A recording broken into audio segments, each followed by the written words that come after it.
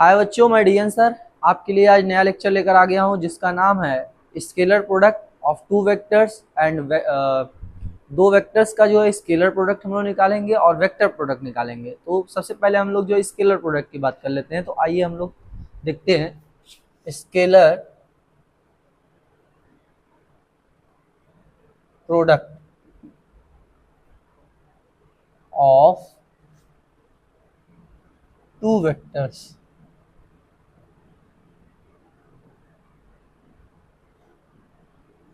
देखिए, आपको मैंने जो है पिछले लेक्चर में बताया था स्केलर क्या होता है, वेक्टर क्या होता है। अगर आपने वो वीडियो नहीं देखा है तो आप उसे जाकर ज़रूर से देख लें। आइए हम जो है थोड़ा सा फिर से बात बताते हैं। स्केलर ऐसी क्वांटिटी होती है जिसमें केवल मैग्नीट्यूड होता है, डायरेक्शन नहीं होता है। लेकिन जो वेक्टर होता है उसमें क्या होता है, जिसमें मैग्नीट्यूड और डायरेक्शन दोनों होता है, उसे क्या करते हैं हम लोग, वेक्टर क्वांटिटी कहते हैं। तो यहाँ पर अब हम लोग जो है दो वेक्टर का जो है कैसे जो है क्या होता है उसकी डिफिनीशन में उसकी बात करता हूँ। तो देखिए, जो स्केलर को जो है हम लोग जो है डॉट प्रोडक्ट भी कहते हैं, डॉट प्रोडक्ट, चाहे स्केलर प्रोडक्ट बोले चाहे डॉट प्रोडक्ट बोले, ठीक है। होता क्या है, अगर दो वेक्टर हैं, वेक्टर ए और वेक्टर बी, इनका डॉट प्रोडक्ट लेना है या स्केलर प्रोडक्ट लेना है तो इसको डॉट बना देते हैं। वो इक्वल होता है magnitude of first vector and magnitude of second vector, product के इक्वल होता है। And cosine angle between them means, अगर दो वेक्टर ऐसे हैं, मैं अगर कंसीडर कर लो ये वेक्टर इस डायरेक्शन में शो अप कर रहा है, ये वेक्टर इस डायरेक्शन में है, ये वेक्टर बी मान लेते हैं, चलिए ए इसको मान लेते हैं, बी इसको मान लेते हैं, ठीक है। और इनके बीच में जो एंगल है वो थीटा है। तो अगर ये एंगल है तो इनका जो प्रोडक्ट क्या होता है, दोनों का जो होता है मैग्नीट्यूड और उनके बीच में जो एंगल बन रहा है उसके कोसाइन एंगल के क्या होता है, प्रोडक्ट के इक्वल होता है। तो मैं एक बार इसका डिफिनीशन लिख दे रहा हूँ, आइए समझते हैं। Scalar product of two vectors A and B is equal to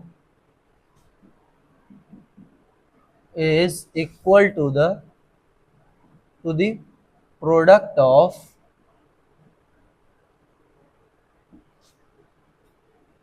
their magnitude of vectors and cosine angle between them। देखिए, दो अगर वेक्टर हैं, अगर उसके बीच में जो है स्केलर प्रोडक्ट या डॉट प्रोडक्ट निकालना है तो उन दोनों का जो मैग्नीट्यूड ले लीजिए और उनके बीच में जो एंगल बन रहा है उसका कोसाइन ले लीजिए, और उन सबका अगर प्रोडक्ट कर देते हैं तो हमारा क्या निकल जाता है, scalar product of two vectors. तो ये है आपकी definition.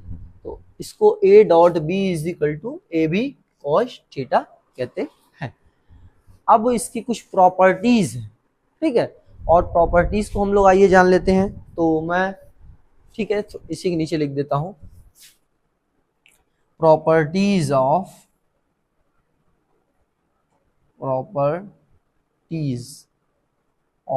Scalar product. Scalar product की प्रॉपर्टीज जान लेते हैं। सबसे पहला प्रॉपर्टी ये कहता है कि ये जो है कम्यूटेटिव लॉ को जो है ये क्या करता है, फॉलो करता है, ठीक है। It follows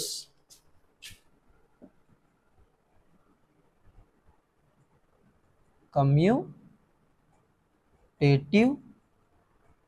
law. मतलब क्या है, ये कम्यूटेटिव लॉ को फॉलो करता है। कम्यूटेटिव लॉ का मतलब क्या होता है, इसको हिंदी में हम लोग कहते हैं क्रम विनिमय नियम का पालन करता है, ठीक है।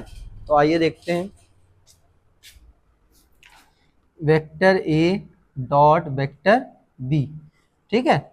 अगर ये जो है दो वेक्टर हैं बी प्लस सी, ठीक, या ऐसे लिख लेते हैं, चलिए ए डॉट बी, तो ये इक्वल होता है किसके, बी डॉट ए के, ठीक है। अगर ए का डॉट बी में होता है या बी को डॉट ए में होता है तो दोनों का जो प्रोडक्ट आएगा वो इक्वलेंट आएगा। इसी को हम लोग क्या कहते हैं, कम्यूटेटिव लॉ कहते हैं। दूसरा इसका क्या प्रॉपर्टीज है, आइए देखिए। It follows distributive law, means ये क्या कहता है कि ये डिस्ट्रीब्यूटिव लॉ को भी फॉलो करता है। अब डिस्ट्रीब्यूटिव लॉ क्या होता है, ये मैं यहाँ लिख देता हूँ, ये ध्यान देते रहिएगा। अगर कोई वेक्टर ए है उसका हम लोग डॉट प्रोडक्ट लेना है जिसमें दो प्लस वेक्टर हैं, ठीक है, तो इसका इसमें भी डिस्ट्रीब्यूट हो जाएगा। ए डॉट बी, प्लस लगा है यहाँ पे तो प्लस लगा देंगे, अगर यहाँ माइनस लगेगा तो यहाँ माइनस लगा देंगे। इसी का इसमें जो है प्रोडक्ट हो जाएगा ए डॉट सी। तो ये आपका क्या हो जाएगा, डिस्ट्रीब्यूटिव प्रॉपर्टीज हो जाएगी, डिस्ट्रीब्यूटिव लॉ हो जाएगा। तो मैंने आपको दो बताया, ये जो है कम्यूटेटिव लॉ को फॉलो करता है जिसमें A dot B is equal to B dot A, और ये जो है डिस्ट्रीब्यूटिव लॉ को फॉलो करता है जिसमें A dot in bracket B plus C is equal to A dot B plus A dot C. तो ये आपका जो है क्या निकल गया, डिस्ट्रीब्यूटिव लॉ निकल गया, ठीक है। अब हम लोग बात कर लेते हैं कि अगर ये दोनों वेक्टर जो है अगर परपेंडिकुलर होंगे तब इस केस में क्या बनेगा, अगर दोनों जो है पैरेलल होंगे तब क्या होगा, अगर सेम वेक्टर का सेम वेक्टर से मल्टीप्लाई करेंगे तब क्या होगा। तो आइए हम जो है साइड में यहाँ लिख देते हैं, ठीक है, समझिएगा थोड़ा सा। मैं तीसरी प्रॉपर्टी यहाँ लिख रहा हूं कि अगर दोनों, if both vector A and B are parallel, अगर हम मान लेते हैं कि अगर दो वेक्टर क्या होते हैं, एक दूसरे के पैरेलल होते हैं, तब क्या केस बनेगा। तो अगर पैरेलल होगा तो ध्यान दीजिएगा, जब ये दोनों वेक्टर अगर पैरेलल हो जाएंगे, वेक्टर ए और वेक्टर बी मैं मान लेता हूं, तो इनके बीच में कोई एंगल नहीं बन पाएगा। तो एंगल नहीं बन पाएगा तो वहां पे हम लोग कंसीडर करते हैं 0 डिग्री, ठीक है। तो जिसके वजह से ये क्या हो जाएगा कि vector A into mod of vector B into cos theta होता है, ये आपकी डिफिनीशन होती है ए डॉट बी। अब थीटा क्या होता है, इन दोनों के बीच का एंगल होता है, तो यहाँ दोनों एंगल 0 डिग्री पे क्रिएट हो रहा है, कुछ नहीं बन रहा है, तो यहाँ पे 0 डिग्री लिख देंगे। और ये कॉस 0 डिग्री की जो वैल्यू होती है वो 1 होती है मैथमेटिक्स में, ठीक है। तो यहाँ पे क्या हो जाएगा 1, यहाँ पे आप लिख सकते हैं कॉस 0 डिग्री की जो वैल्यू होती है वो 1 होती है। अब 1 का इसमें जब मल्टीप्लाई कर देंगे तो आपस में क्या आ जाएगा, ए डी। तो ये देखिए क्या आ जाएगा, यहाँ पे आप क्या लिखेंगे, when two vectors A and B are parallel then their scalar product और dot product is equivalent to product of their magnitudes. मतलब क्या है कि अगर दो वेक्टर जो है पैरेलल है तो उनका जो डॉट प्रोडक्ट या स्केलर प्रोडक्ट क्या होगा, उन दोनों वेक्टर के प्रोडक्ट मैग्नीट्यूड के प्रोडक्ट के क्या होगा, इक्विवेलेंट होगा। तो ये आपका क्या निकला है, तीसरी प्रॉपर्टी निकल गई। अब हम लोग चौथी प्रॉपर्टीज की बात कर लेते हैं। तो चौथी प्रॉपर्टी देखिए यहाँ पे मैं लिख दे रहा हूं, if both vectors A and B are perpendicular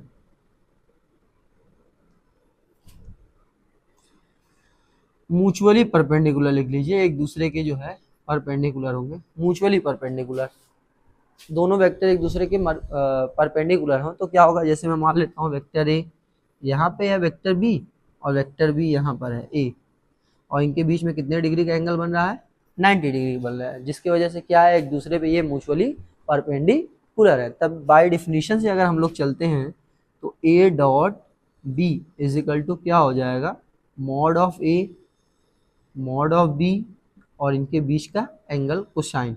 तो कोसाइन में थीटा बराबर यहाँ देखिए 90 डिग्री दिया हुआ है, तो mod of A into mod of B into cos 90 degree. Cos 90 की जो वैल्यू होगी वो 0 होता है, तो यहाँ पे 0 से इसमें सब में मल्टीप्लाई करेंगे तो क्या हो जाएगा, जीरो हो जाएगा। तो यहाँ से एक नया रिजल्ट निकल के आ गया कि अगर दो वेक्टर एक दूसरे के पैरेलल सॉरी एक दूसरे के परपेंडिकुलर हैं तो उनका जो है स्केलर प्रोडक्ट क्या होगा, ऑलवेज क्या हो जाएगा, जीरो हो जाएगा। तो मैं हट जा रहा हूँ, आप इसका स्क्रीनशॉट ले लीजिए। आइए और भी प्रॉपर्टीज को हम लोग जो है जानते हैं। इसके लिए मुझे ये जो है रफ करना पड़ेगा, मिटाना पड़ेगा, तो मैं मिटा रहा हूँ।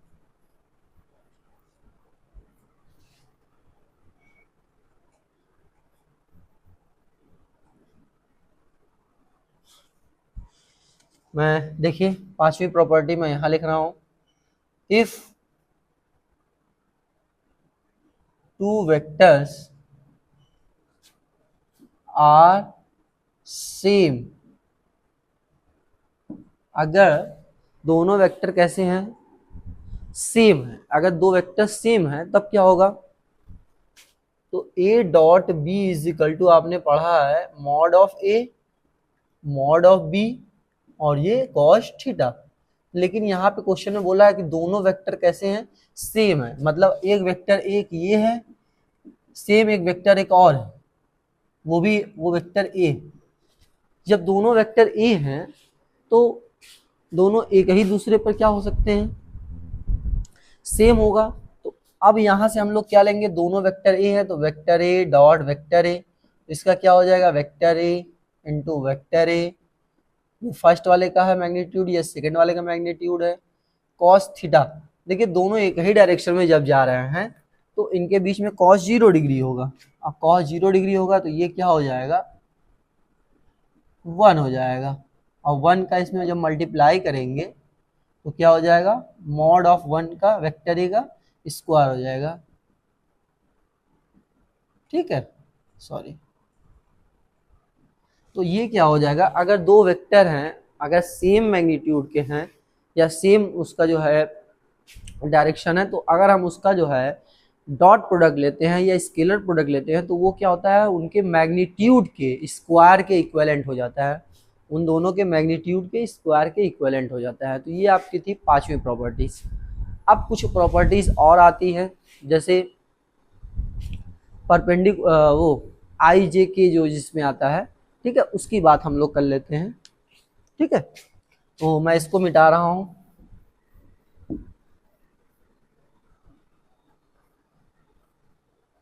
देखिए 6वीं प्रॉपर्टी क्या है, देखिए हम लोग एक्सिस के अलाउंस चलते हैं। ठीक है, ये एक्स एक्सिस मान लेता हूं मैं, ये वाई एक्सिस मान लेता हूं और ये जेड एक्सिस मान लेता हूं। तो ये एक्स एक्सिस के अलाउंग जो होता है हम लोग हमेशा आई कैप लेते हैं। जेड एक्सिस के अलाउंग जो होता है ये हमें जे कैप होता है और ये जो है के कैप होता है। और ये क्या होता है, हमेशा जो है म्यूचुअली परपेंडिकुलर होते हैं एक दूसरे के। ठीक है, इसीलिए हिंदी में इसे क्या कहते हैं, लंब कोणीय एकांक वेक्टर कहते हैं। ठीक है, तो यहाँ पर भी जो है इनका भी प्रोडक्ट जो है मायने रखता है स्केलर प्रोडक्ट में। ठीक है, तो आइए देखते हैं इसमें प्रॉपर्टीज में क्या होती है कि अगर आई डॉट आई होता है तो इससे की वैल्यू क्या हो जाती है, सेम होती है। जे डॉट जे ये वैल्यू होती है तो सेम होती है। के डॉट के, अगर ये दोनों अगर सेम रहते हैं, जैसे ये दोनों सेम, तो इसका प्रोडक्ट जो होता है। लेकिन ये जो है यूनिट वेक्टर है, तो यूनिट वेक्टर की जो हमने आपको जो है डिफिनीशन बताई है यूनिट वेक्टर की, vector whose magnitude is 1 is called unit vector. तो ये दोनों यूनिट वेक्टर हैं। ठीक है, तो जब यूनिट वेक्टर हैं तो दोनों का मैग्नीट्यूड अगर लेंगे तो 1 का स्क्वायर हो जाएगा जो 1 हो जाएगा। तो अगर सेम सेम रहेंगे यूनिट वेक्टर तो इनकी मैग्नीट्यूड, इनका जो डॉट प्रोडक्ट क्या होगा, 1 हो जाएगा। लेकिन जैसे ही अलग होते हैं, जैसे आई डॉट जे, ठीक है, या जे डॉट के या के डॉट आई, अगर ये दोनों इंटरचेंज हो जाते हैं तो इनके बीच में देखिए 90 डिग्री का एंगल बना हुआ है। तो वो क्या कर देता है, इन दोनों का जो है 90 डिग्री और कॉस 90 डिग्री की वैल्यू जो होती है, यहाँ पे अभी आपने देखा है कॉस 90 डिग्री की वैल्यू होती है 0, जिसकी वजह से टोटल क्या आ जाएगा, 0 हो जाएगा। इसका जैसे आप मैं इसका प्रूफ बता दे रहा हूँ, जैसे ये ए डॉट आई डॉट जे है तो आई का मॉड जे का मॉड और इनके बीच का एंगल कॉस 90 डिग्री, क्योंकि ये आई और जे के बीच में देखिए 90 डिग्री, आई और जे के बीच में 90 डिग्री बन रहा है। तो आई की वैल्यू 1 हो जाएगी, इसकी वैल्यू 1 हो जाएगी, क्योंकि ये दोनों यूनिट वेक्टर हैं। और ये कॉस डायरेक्टली 0 हो गई तो ये 0 हो जाएगा। तो I dot J is equal to क्या हो गया, 0।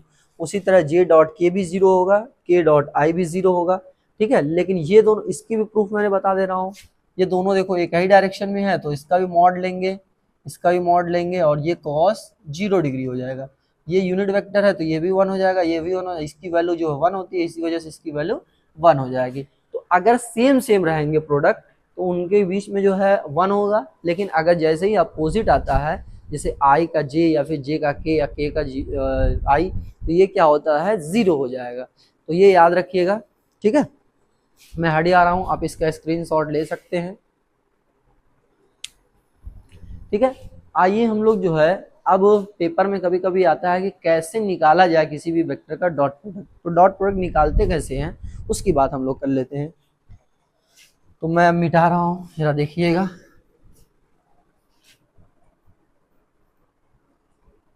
ये याद रखिएगा प्रॉपर्टीज इसकी, इसी की जरूरत हम लोग को पढ़ने वाली है।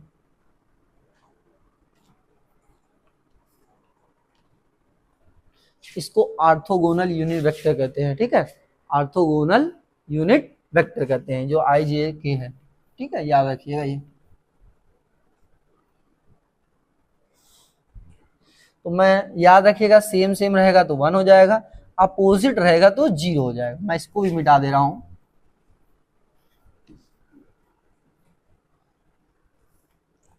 अब देखिए, जैसे मान लेते हैं वेक्टर ए है, ठीक है, या ऐसे मैं हेडिंग डाल दे रहा हूं, to find the product of A and B. ध्यान दीजिएगा, प्रोडक्ट कौन सा है, ये डॉट प्रोडक्ट है या scalar product.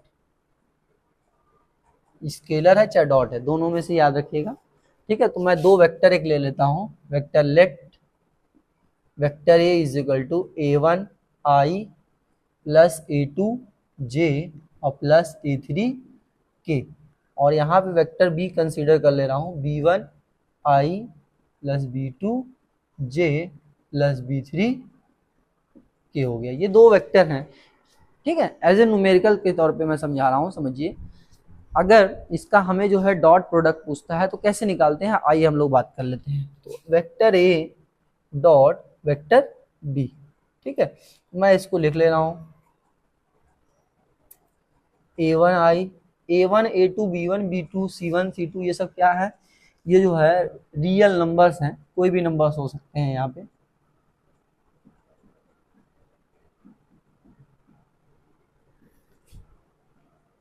b1 i plus b2 j plus b3 k, ठीक है।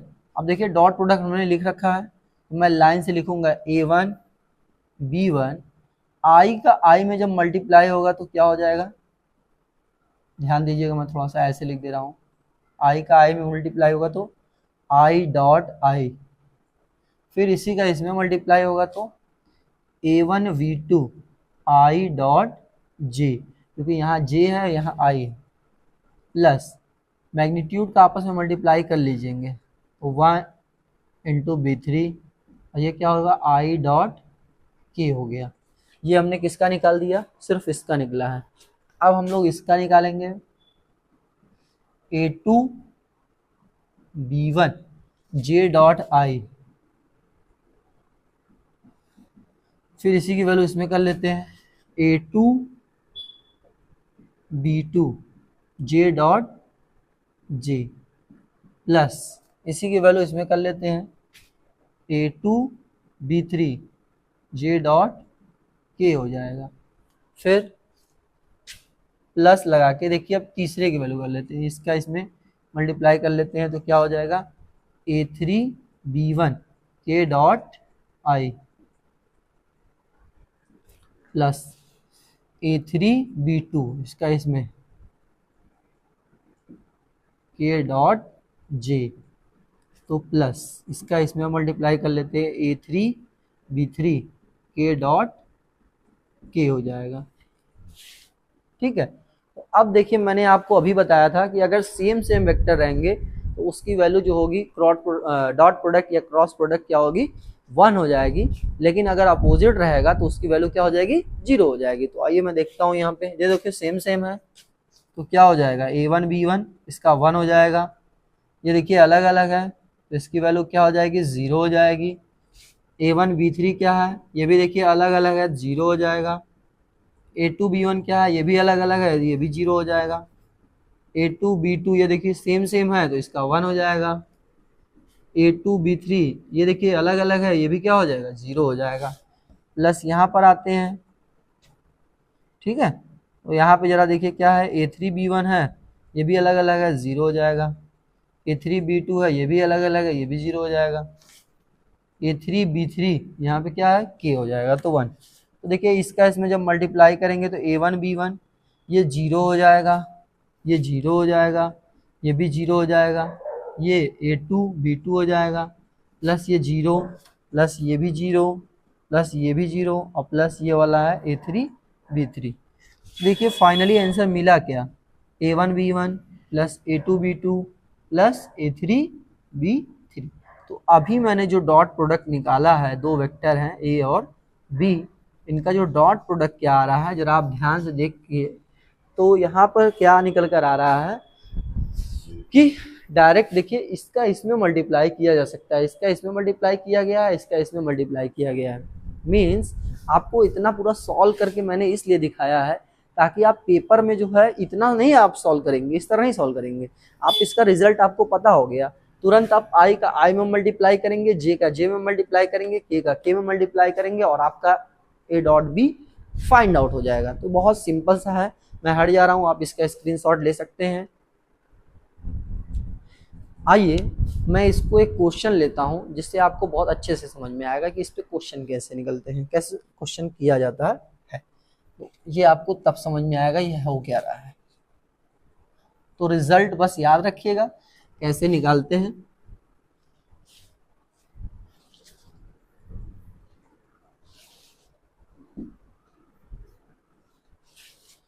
ये ध्यान दीजिएगा ए डॉट बी कैसे निकला था। ठीक है, मैं कोई वेक्टर ले लेता हूं, लेट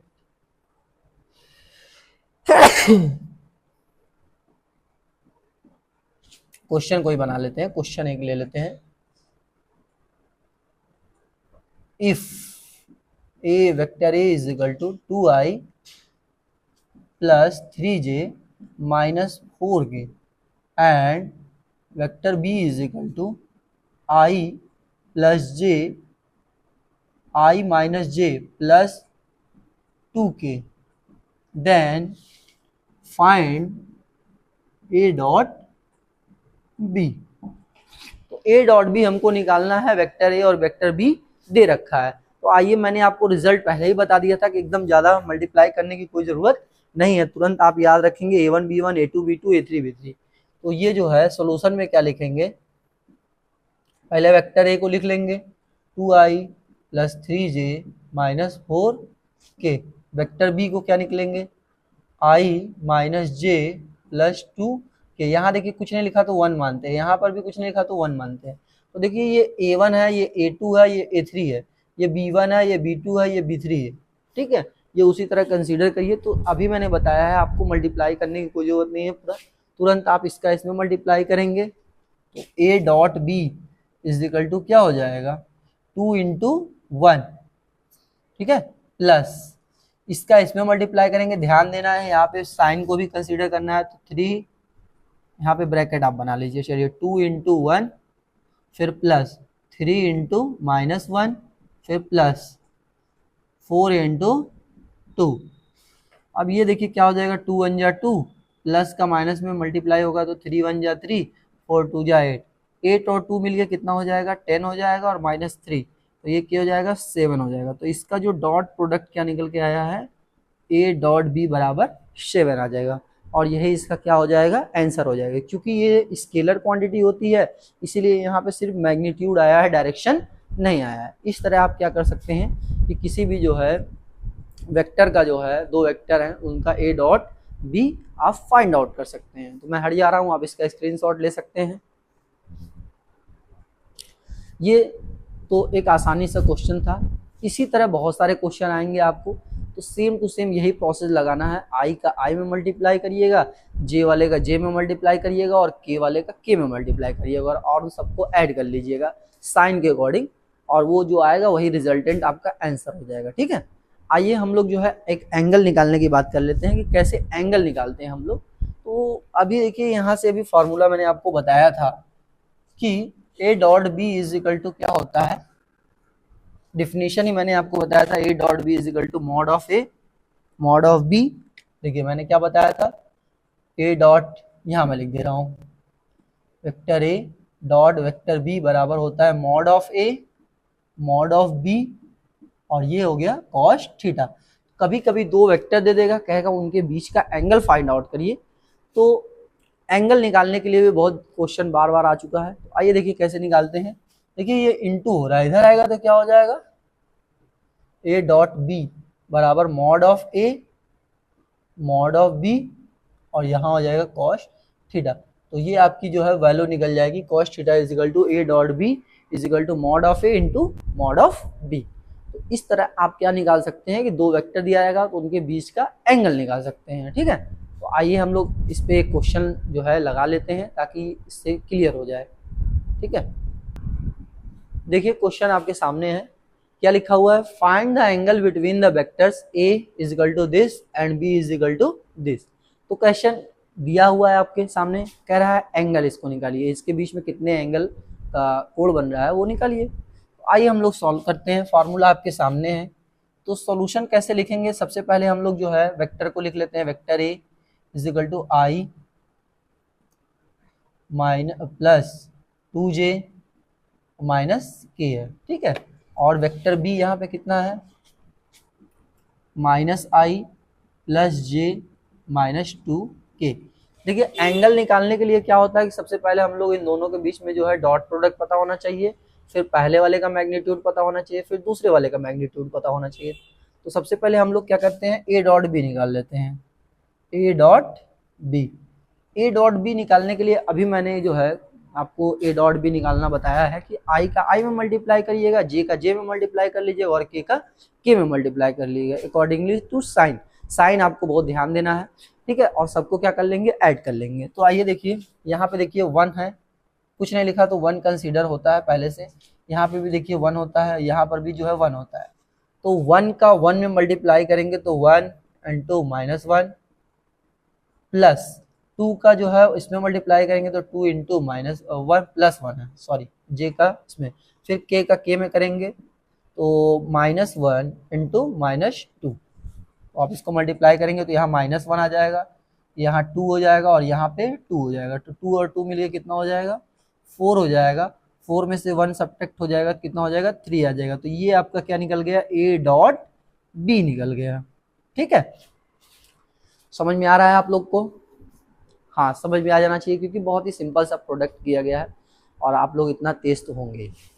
ठीक है, आइए अब हम लोग क्या निकालेंगे, हम लोग इसका मैग्नीट्यूड निकालेंगे और इसका मैग्नीट्यूड निकालेंगे। तो सबसे पहले mod of vector A, again mod of vector A. Mod कैसे निकलता है मैंने आपको बताया था, रूट में जो आई का कोफिशिएंट होता है उसका स्क्वायर, जो जे का कोफिशिएंट होता है उसका स्क्वायर, जो के का कोफिशिएंट होता है उसका भी स्क्वायर, बस इन सबको जो है स्क्वायर करके ऐड कर लेंगे। तो 1 का स्क्वायर 1, 2 का स्क्वायर 4, ये भी 1, 4 और 2 मिलके कितना हो जाएगा, 6 हो जाएगा। तो ये mod of A is equal to कितना आ गया, 6 निकल गया। ठीक है, अब मॉड ऑफ बी निकाल लेते हैं और डायरेक्ट हम लोग क्या करेंगे, इस वाले एंगल, इस वाले फॉर्मूले में जाके पुट कर देंगे जिससे हमें जो है एंगल फाइंड आउट हो जाएगा। तो सबसे पहले अब हम लोग क्या करते हैं, मॉड ऑफ बी निकालते हैं। ठीक है, तो मॉड ऑफ बी कैसे निकलेगा, यहाँ पे भी मैंने वही बताया, रूट से आई का जो कोफिशिएंट होगा, कुछ नहीं लिखा है तो 1 मानते हैं, यहाँ पे भी कुछ नहीं लिखा है तो 1 मानते हैं, और यहाँ पे -2, सॉरी के नहीं लिखते हैं, कोफिशिएंट लिखते हैं। 1 का स्क्वायर +1 हो जाएगा, ये भी प्लस हो जाएगा, ये भी प्लस हो जाएगा। तो 4 और 2 मिलके कितना हो जाएगा, 6 हो जाएगा। तो ये मॉड ऑफ बी निकल गया। तो अब हम जो है थीटा निकाल लेते हैं, तो लिखेंगे क्या, if theta be the angle between the vector a and b, मतलब क्या है, ए और बी के बीच में अगर थीटा एंगल है तो उसका फॉर्मूला देखिए यहाँ पे मैंने लिख रखा है, cos theta is equal to क्या होता है, ए डॉट बी अपॉन में mod of A into mod of B. ठीक है, तो ये आपका फार्मूला है। ठीक है, अब मैं सबकी वैल्यू रख देता हूँ, जरा जरा देखिए ए डॉट वी की वैल्यू कितनी है, ए डॉट वी की वैल्यू जो है 3 है। यहाँ पे जरा देखिए कितना है, मॉड ऑफ 6, मॉड ऑफ ए की वैल्यू कितनी है 6 है, इस पे मॉड ऑफ बी की वैल्यू भी कितनी है 6 है। 6 का 6 में जब मल्टीप्लाई हो जाएगा तो ये कितना हो जाएगा, √6 गायब हो जाएगा, सिर्फ 6 आ जाएगा। ठीक है, और आपने पढ़ा है 3 1 जा 3, 3 2 जा 6 यानी 1/2, तो यानी cos theta is equal to हो जाएगा 1/2। अब कोई कॉस थीटा का ऐसे वैल्यू है जो 1/2 के इक्विवेलेंट होता है, तो आपने पढ़ रखा है मैथमेटिक्स में, ट्रिग्नोमेट्री में, कि cos 60 degree is equal to होता है 1/2। तो यहाँ पर क्या हो जाएगा, कॉस देखिए cos theta is equal to होता है 1/2, तो ये कॉस 60 डिग्री की वैल्यू होती है, कॉस 60 डिग्री की वैल्यू होती है। तो कॉस से कॉस कैंसिल हो जाएगा, तो थीटा इज इक्वल टू आपको मिल जाएगा क्या, 60 डिग्री। यानी जो इनके बीच में जो एंगल बन रहा है, ये जो दो वेक्टर दिए गए हैं इनके बीच में जो एंगल बन रहा है वो 60 डिग्री का एंगल बन रहा है। तो मैं हट जा रहा हूँ, आप इसका स्क्रीनशॉट ले लीजिए।